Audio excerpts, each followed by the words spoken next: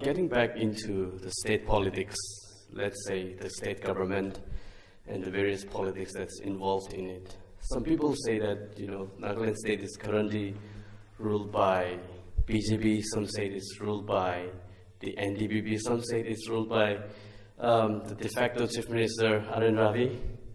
That's what people call it sometimes. So who do you think is really ruling the Nagaland state? Actually, if I were to honestly say so, the state is almost being run by the national workers, like the NSC and IM as a dominant party. They are the shadow government, you see. People who may be in politics come to power through a serious backing from these people, apart from the money that is thrown to the public. Public, on account of selling their votes, create that havoc. And though the national workers normally would declare that they will not be involved in politics, Indian politics, they would say. Yeah. Openly, they would say this. But at night, they have the guns out. And you have people paying them in whatever amount in terms of crores in order that their political party survives the election. So we start with that kind of an election that sets up a government, okay?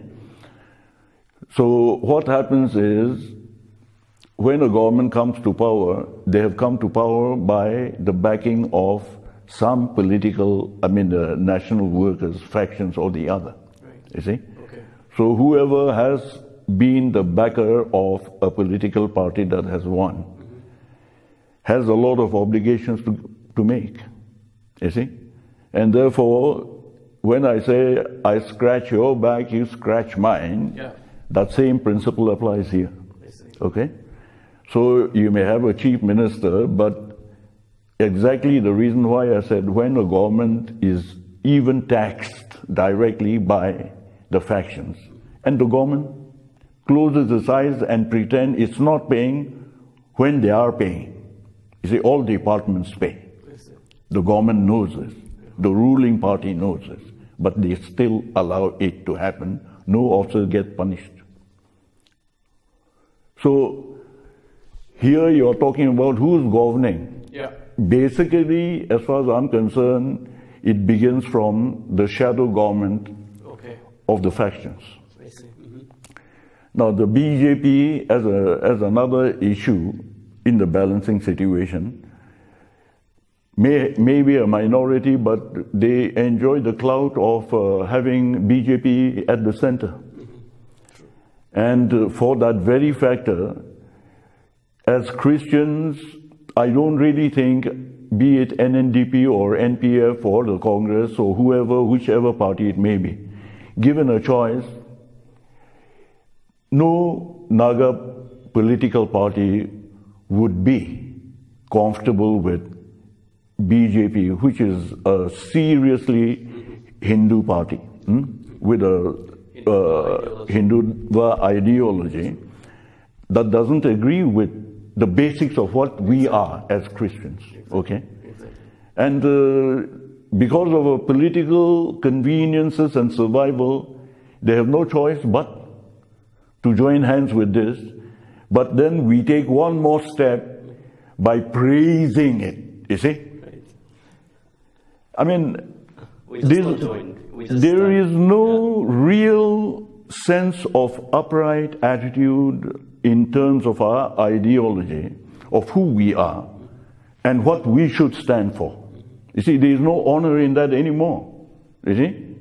And anything goes, and therefore the NDPP, whatever, is taking the support of the BJP in order to stay alive as a political party. So, for whatever said and done, BJP has a serious policy decisions that are being dictated, in which I think the present Chief Minister has not too much of choice but to listen to the majority of whatever the BJP wants, you see. Thanks. And so I think, and as far as Mr. Ravi's, the governor, is concerned, he has his constitutional authority within which he carries out his assignment.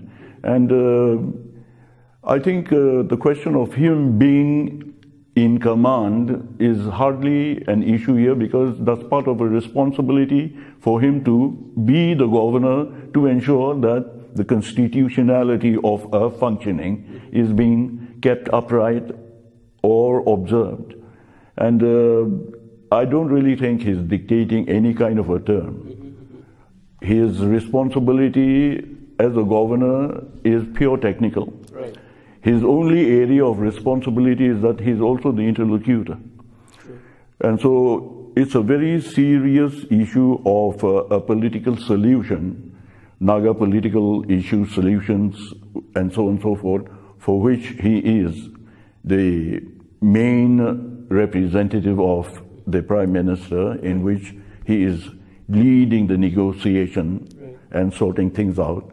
And therefore, he may look a little bigger than a regular governor, basically because he is directly involved with all the negotiation team of the underground, of the national workers, and even the NGOs, the civil society. He's having an interactive sessions with various categories of people in our society.